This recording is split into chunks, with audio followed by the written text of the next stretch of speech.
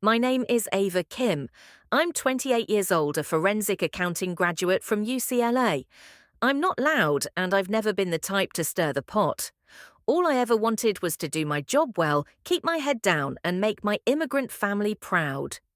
My mother, a Korean American woman who worked in a nail salon in Garden Grove for over 22 years, built her life off of calloused hands and the smell of acetone. Thanks to her, I made it through college.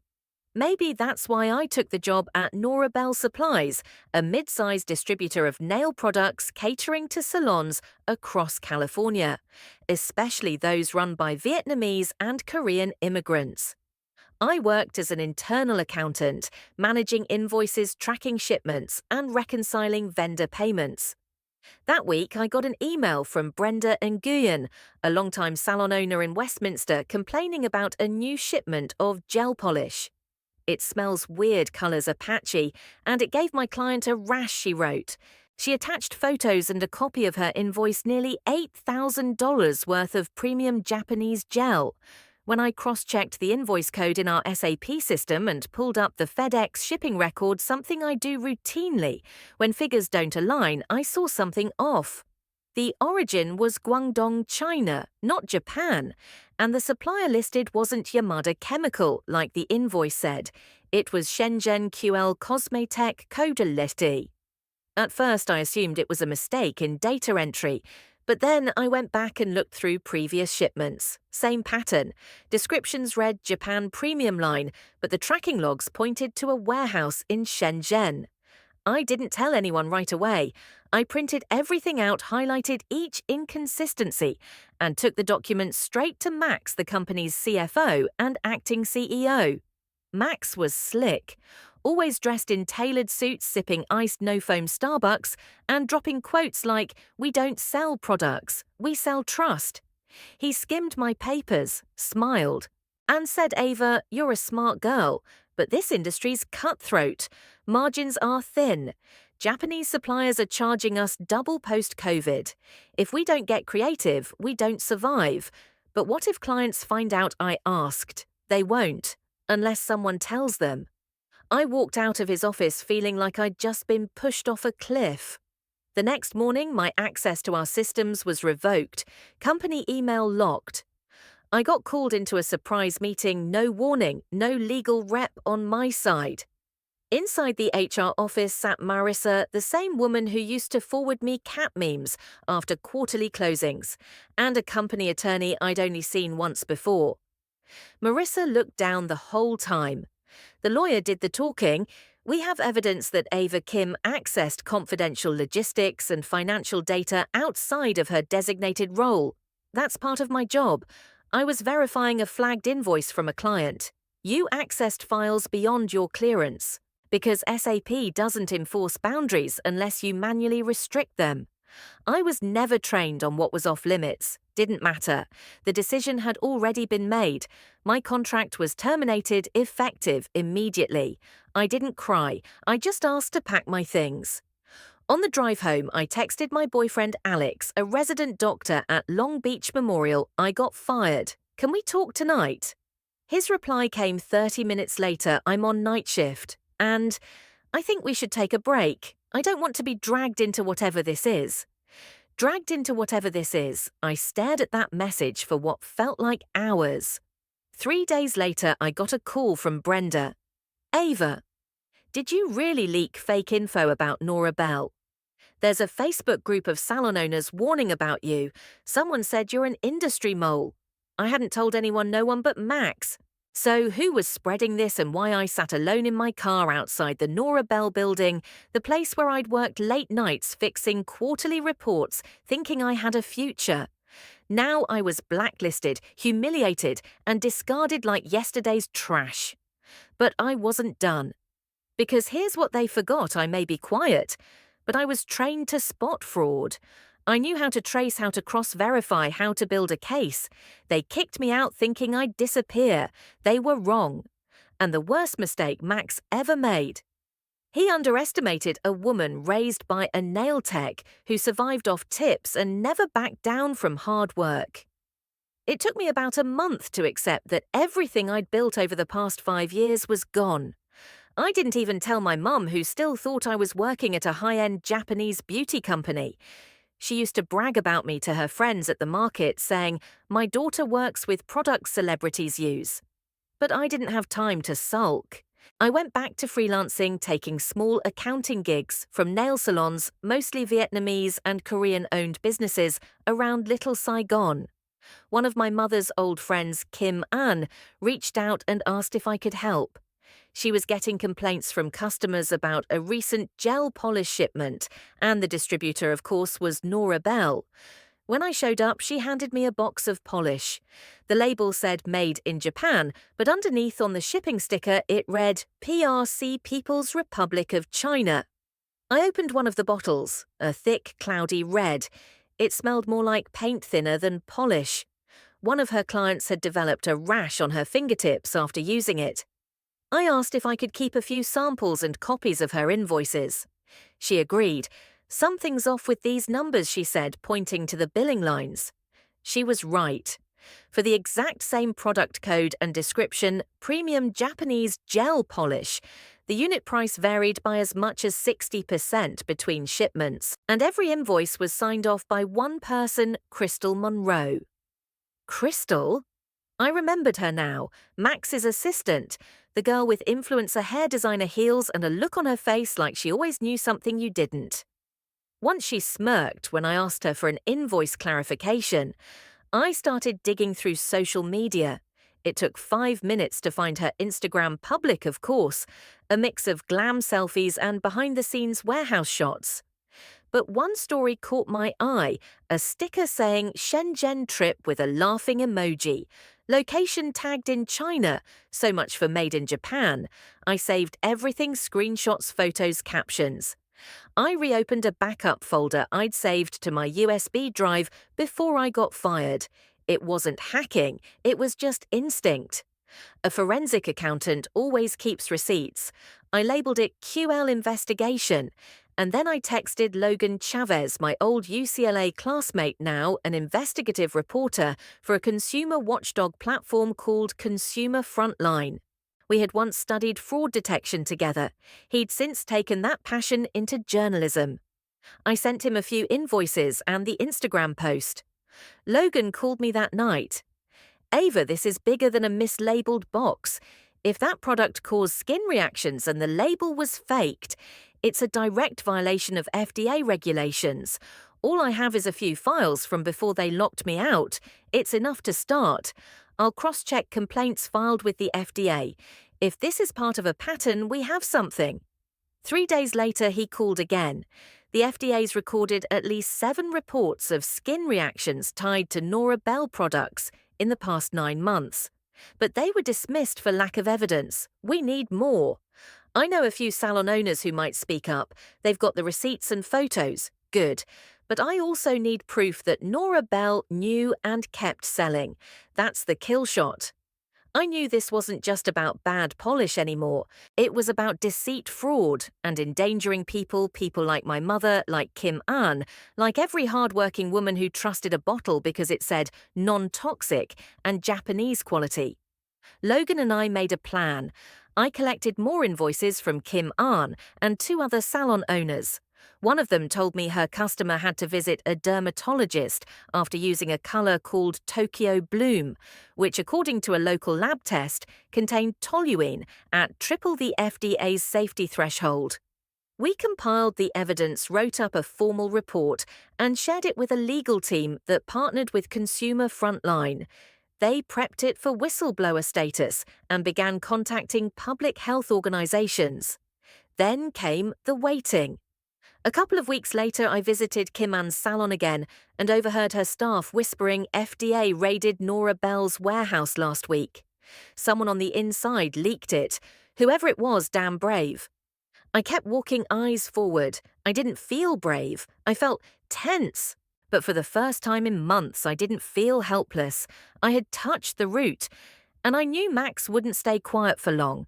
I just didn't know Crystal was watching me too. And she wasn't just the assistant. I found out Crystal was tailing me almost by accident, and honestly, maybe that was the luckiest thing that happened to me during this entire mess. It was a Thursday morning. I'd gone to meet Logan at a small cafe in Santa Ana to hand over a batch of invoices from a salon in Fullerton. 4 customers had reported rashes, and the culprit once again was Nora Bell's so-called premium polish.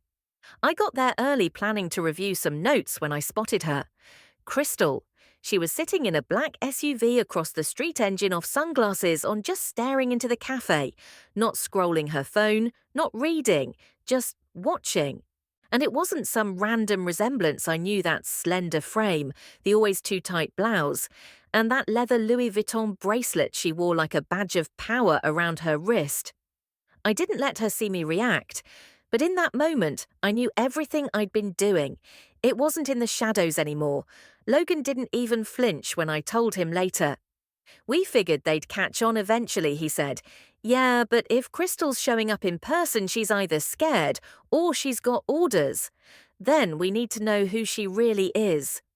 Logan had a friend run a quiet background check. 3 days later, a packet arrived. Crystal Monroe, 31.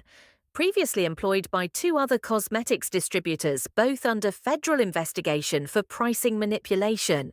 One case settled, one still pending. Her name didn't appear in court documents, but internal memos suggested she facilitated off-ledger transactions. Oh, and get this, just 6 months ago, she transferred ownership of a $200,000 investment portfolio to a trust. Right around the time Nora Bell received a major capital infusion from a shell company in the Cayman Islands. She's not just Max's assistant, Logan said flatly. She's the money cleaner, I muttered. Or at the very least, she's the fixer. And she's got a trail, the kind of trail that burns everything around it when it catches fire. I didn't want this to spiral into something bigger than I could handle, but it already had. And when I thought about my mum scrubbing nail polish off some clients' fingers after a bad reaction, I realized I didn't have the luxury of stepping back anymore. So Logan and I decided we'd take it to the FDA directly. We sent in a detailed report, altered invoices, Salon testimonies, photos of injuries lab results showing toxic ingredients, and most damning of all evidence, of deliberate mislabeling. Logan's legal team filed the report under the Federal Whistleblower Protection Program. 2 weeks later, the FDA officially launched a full investigation into Nora Bell. Suddenly, everything changed. The Nora Bell website went dark. Their Instagram page posted technical difficulties. Shipments were delayed, phone lines down. It was like they were bracing for a storm. But Max still no public response, no statement, no apology. It was too quiet. And that's when I got the message. Unknown number, 10:41 p.m. If you don't back off, the people around you will pay. We know your mother still works in Garden Grove. I stared at the screen. I wasn't breathing. I didn't realize it until I felt my lungs scream for air. I locked every door shut, off the lights, unplugged the router, and called Logan. They're threatening my mum. Jesus, okay, that's it, we're pulling back. This just got personal. No, I said, I'm not backing down. But from now on, I call the shots. They want to paint me as the saboteur, fine. Then I'll burn their fake empire to the ground. I bought a new phone, encrypted everything, moved files to an offline drive, and sat down to write. The article I drafted was raw, angry, but honest. Title: The Truth Behind the Shine. An ex-accountant speaks out on toxic lies in the nail industry. I sent it to Logan. He revised the tone just enough to get it past legal, and Consumer Frontline published it the following Monday morning. By that afternoon, Nora Bell issued a vague statement. Max Garrison had taken a leave of absence, and Crystal Monroe had departed to pursue new opportunities. But the damage was done. Salon owners ripped down Nora Bell posters. Clients started asking questions. A live stream from a Vietnamese salon owner crying while holding a burned nail bed went viral.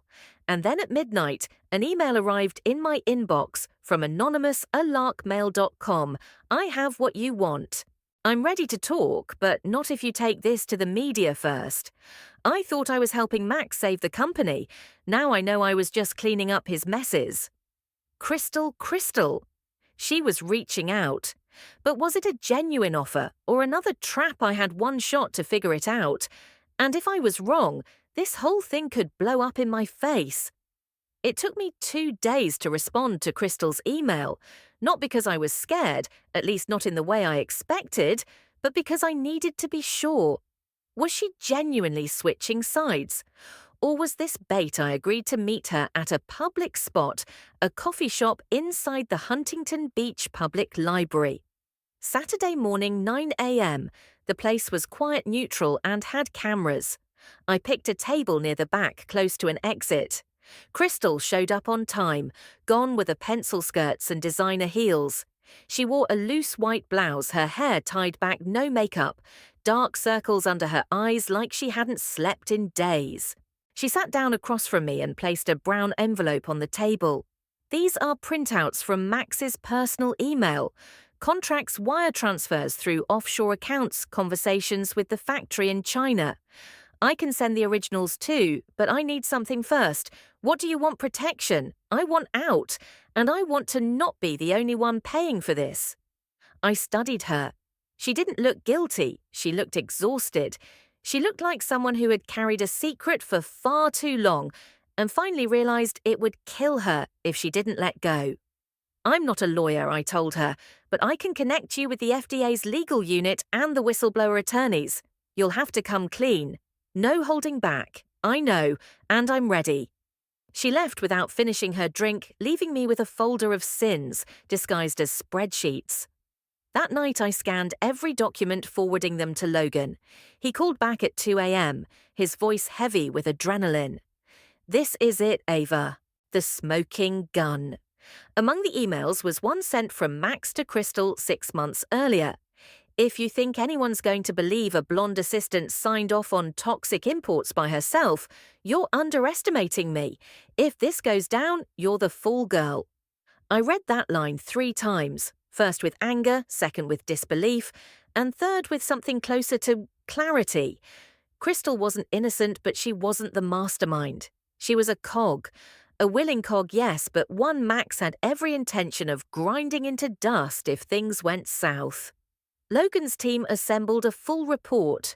The new evidence showed deliberate coordination. Max had commissioned a Chinese manufacturer to replicate Japanese grade polish, using cheap industrial chemicals, rebranded it under Tokyo Premium, and funneled money through shell companies across Macau and the Caymans. The case went from regulatory violation to federal fraud. A new round of hearings was scheduled, and this time I wouldn't be just a name in a file. I was going to testify. When the day arrived, I walked into the FDA's Los Angeles office wearing a slate grey suit, my hair pulled back, no makeup, except for a trace of foundation to hide the dark circles that came from working and worrying non-stop. Max was there too. This time he wasn't lounging behind a conference table. He sat stiffly between 2 lawyers who whispered to him every 30 seconds. He didn't look at me, not once, and I didn't care, because I wasn't there for him. I was there for every salon owner who had trusted those labels, for every client who had a ration infection or worse, for my mother who'd spent half her life breathing in fumes from a bottle labeled safe. I stood in front of the review board, connected my USB to the monitor, and began. My name is Ava Kim. I used to work for Nora Bell Supplies. I was fired for asking questions. Today, I'm here to give you answers. For the next 40 minutes, I walked them through the falsified invoices, the mislabeled origin points, the financial discrepancies, the emails, and the customer injuries. I didn't embellish. I didn't have to. The truth was ugly enough on its own. By the end, a representative from the FDA stood up and announced, "We will be opening a full criminal investigation." Effective immediately, Nora Bell's license to distribute cosmetic products is suspended. As I walked out of the building, I stepped into a bright California afternoon. I paused outside, letting the sun hit my face. I didn't need to look back. The chapter was closed. Later that night, I received an unexpected call. Simon Yoon's CEO of a startup called ClearSource was on the line. They were developing a blockchain-based system to track the origin of consumer products, starting with beauty and cosmetics. "I read your case," he said. "We need someone who understands both the supply chain and the stakes, someone who gets what's really at risk. You want me as a consultant. More than that, I want you on the ground floor. Help us build something that keeps this from happening again." I didn't answer right away, but as I stared at the USB drive still sitting beside my laptop, I thought back to where it all started: an invoicer hunch and the refusal to shut up. Max tried to bury me in silence. Instead, I used that silence to listen, to connect the dots, and when the moment was right, I spoke. And this time, people listened. 3 months after the hearing, Max Garrison was officially indicted on multiple federal charges: commercial fraud, false labeling, misrepresentation to the FDA, and endangering public health. Crystal, having fully cooperated with investigators and surrendered all digital evidence, was spared prosecution, but banned from working in the cosmetics industry for the next 7 years. I didn't attend the trial. I didn't need to see Max in cuffs to feel justice. My closure came the day I walked into the ClearSource office for the first time, not as an employee, desperate to prove herself, but as a senior advisor, helping reshape the very foundation of product transparency. I moved into a small apartment in Pasadena, just a few blocks from the office. Lots of sunlight, quiet. Mom moved in with me not long after her nail salon closed. Her knees had given out, and the long hours on her feet were finally too much. She didn't know all the details of what I'd done. She still thought I was just doing something with tech startups now, and honestly, that was enough. Most of my time was spent building an internal alert system for ClearSource, a database that flagged discrepancies in product origin pricing anomalies and suspicious shipping routes. We trained the platform to automatically flag any item labeled Japanese import that originated from Shenzhen, Macau, or other hot zones. Every piece of that system came from lessons I had learned the hard way. One morning in early spring, Simon, our CEO, announced during an executive meeting we're sponsoring a breakout panel at the National Beauty and Wellness Trade Expo in Chicago. Topics: supply chain transparency in the nail industry. We need someone to represent ClearSource, Ava. "I think it should be you."